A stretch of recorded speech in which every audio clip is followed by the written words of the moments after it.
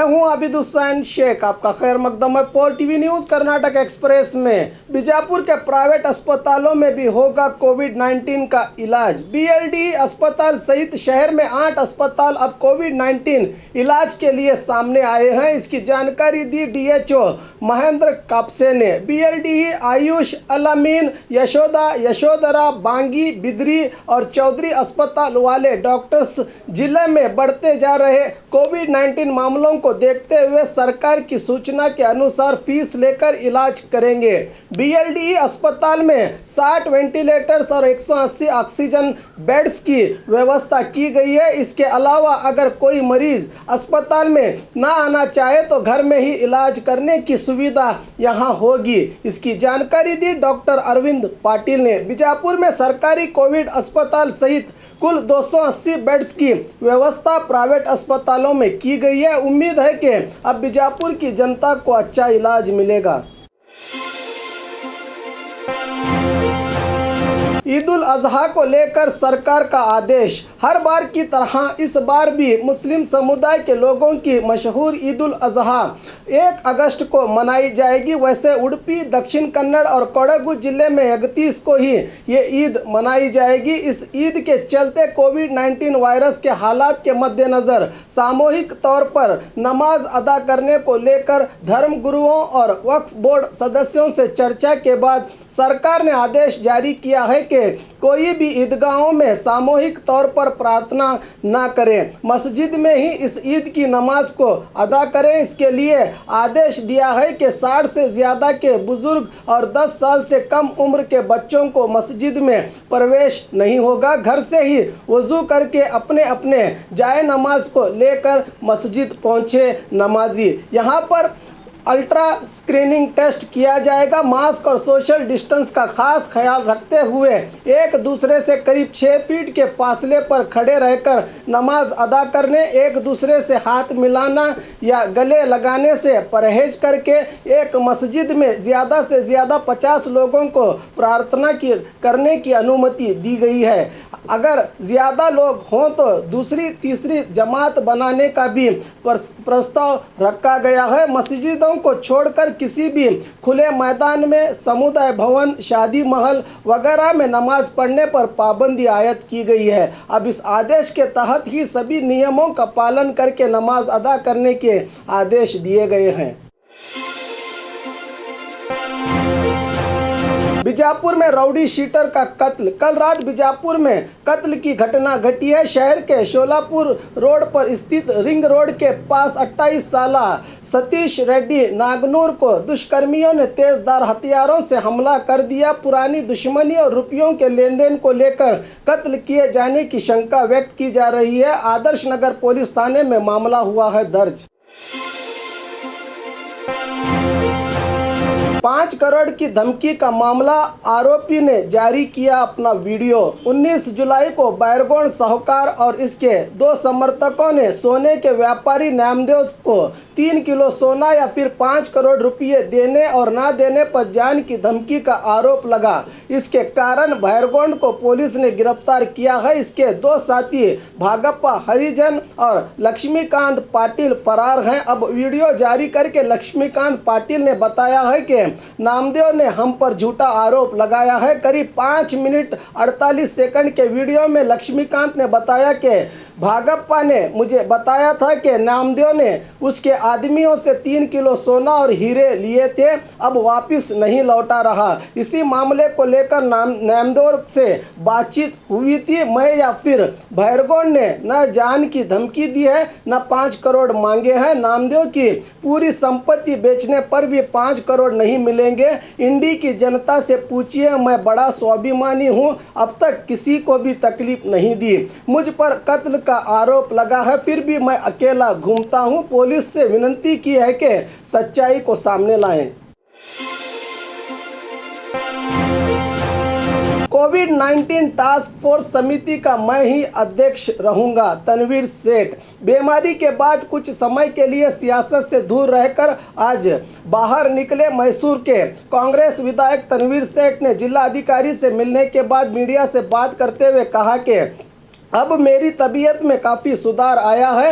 मैं ही कोविड-19 टास्क समिति का अध्यक्ष रहूंगा। सांसद प्रताप सिंह और जिला इंचार्ज मंत्री से मैंने बात की है। मेरे क्षेत्र में वायरस से हुए समस्याओं को लेकर किए गए कामों की जानकारी ली और भी इस वायरस को रोकने के लिए कड़े कदम उठाने की अधिकारियों को सलाह दूंगा, बताया तनवीर सेठ ने। ऑनलाइन क्लासेस को लेकर कोडगू में विरोध। कोविड-19 के कारण पिछले 4 महीनों से स्कूल कॉलेजेस बंद हैं। इसी को देखते हुए सरकार ने शिक्षा विभाग को आदेश दिया है कि यूट्यूब, व्हाट्सएप और जूम ऐप के जरिए ऑनलाइन द्वारा क्लासेस लिए जाएं, मगर कोडगू में पोषकों ने इसका विरोध किया है। यहाँ ज़्यादातर जंगली इलाका है, मोबाइल नेटवर्क हमेशा डाउन रहता है, बिजली हमेशा गुल हो जाती है।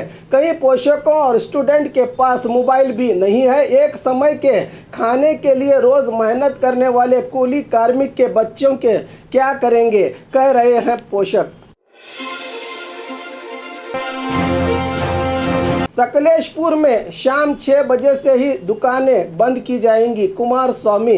हासन जिले में बढ़ते हुए कोविड-19 वायरस के कहर को देखते हुए सकलेशपुर के प्रवासी मंदिर में शहर के व्यापारी और दीगर लोगों से चर्चा के बाद यहां के विधायक कुमार स्वामी ने मीडिया को बताया कि यहां अभी वायरस का कहर नहीं थमा। इसी को देखते हुए व्यापारियों ने स्वयं प्रेरित होकर फैसला लिया है कि सुबह 7 बजे से शाम 6 बजे तक ही दुकानें खोलेंगे, उसके बाद लॉकडाउन रहेगा। वैसे सरकार ने 9 बजे तक का समय दिया है। तालुका की जनता से कहा कि हमेशा मास्क पहने और सोशल डिस्टेंस का पालन करें, बताया कुमार स्वामी ने।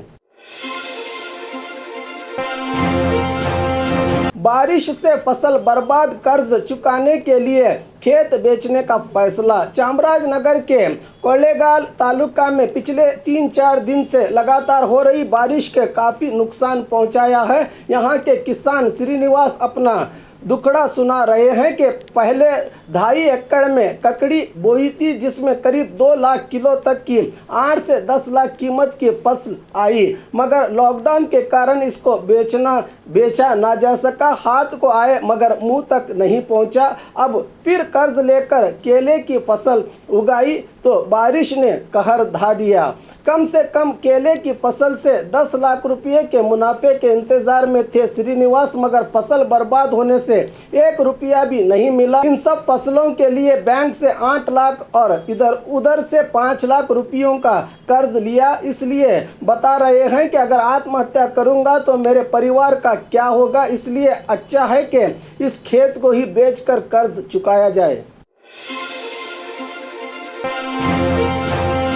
नाग पंचमी त्यौहार के मौके पर शक्ति प्रदर्शन, युवक को मिला इनाम। वैसे राज्य में कोविड वायरस के कारण बहुत से लोग नाग पंचमी त्यौहार को मुख्तसर रूप में घर में ही मना रहे हैं। न कहीं नाग देवता दिखाई दिए, न कहीं झूला खेला गया। मगर यादगीर जिला सुरपुर तालुका के जाली बेंची ग्राम में पंचमी त्यौहार के मौके पर ग्राम में आयोजित शक्ति प्रदर्शन में युवक ने भाग लेकर इनाम जीता। कंधे पर पानी से भरा घड़ा ढोकर एक हाथ से गाड़ी का पहिया ढकेलते हुए ग्राम के बसवन्ना देवस्थान से हनुमान देवस्थान तक करीब 2 किलोमीटर बिना रुके अपनी ताकत का प्रदर्शन किया।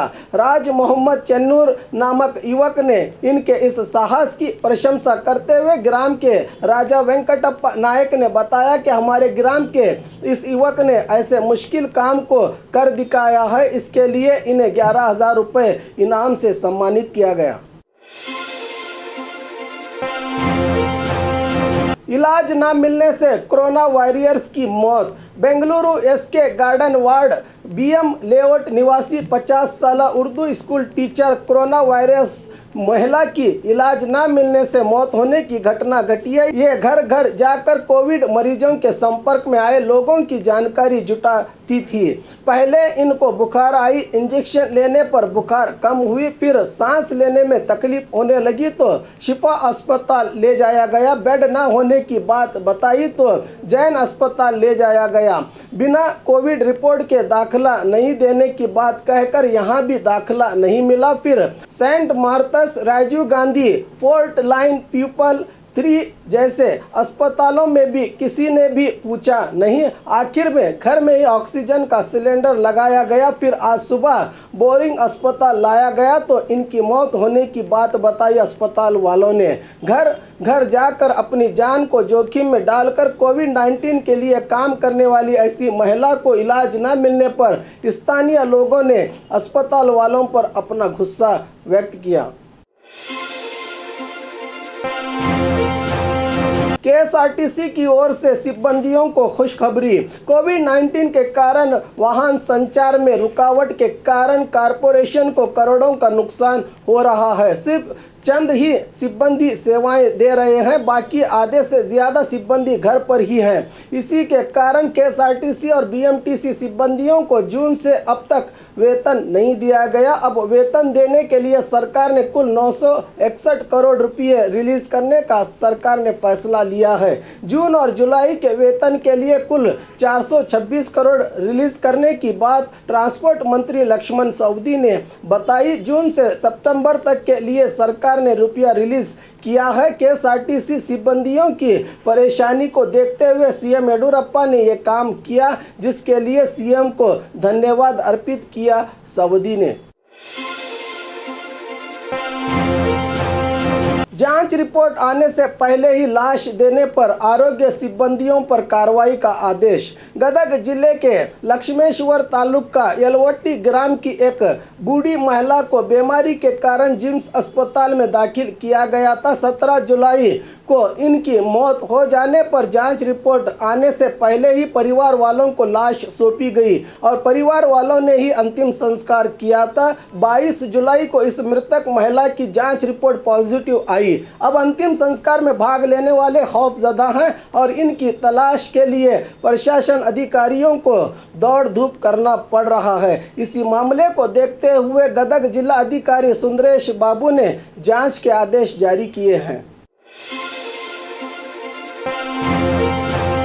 वेंटिलेटर ना मिलने से व्यक्ति की मौत, सरकार के खिलाफ परिवार वालों का आक्रोश। गुलबर्गा जिले में पहले ही वेंटिलेटर ना मिलने से आंगनवाड़ी कार्यकर्ता, एक बुजुर्ग और अफजलपुर के एक टीचर की मौत हुई। अब कुछ ही दिन गुजरे हैं कि वेंटिलेटर ना मिलने से अब एक और व्यक्ति की वाड़ी में मौत हुई है। बताया जा रहा है कि 47 साल मोहम्मद मुस्तफ़ा को सांस लेने की तकलीफ के कारण जिम्स अस्पताल में दाखिल किया गया था, मगर वेंटिलेटर ना मिलने से तड़प कर इनकी मौत हो गई। प्रशासन अधिकारी कह रहे हैं कि जिले में वेंटिलेटर्स की कोई कमी नहीं है, मगर वेंटिलेटर्स के कमी के कारण ही लोगों की मौत हो रही है। परिवार वाले जिला प्रशासन के खिलाफ विरोध आक्रोश जता रहे हैं। इससे पहले कि और लोग मर जाएं, प्रशासन को चाहिए कि वेंटिलेटर्स की व्यवस्था करें।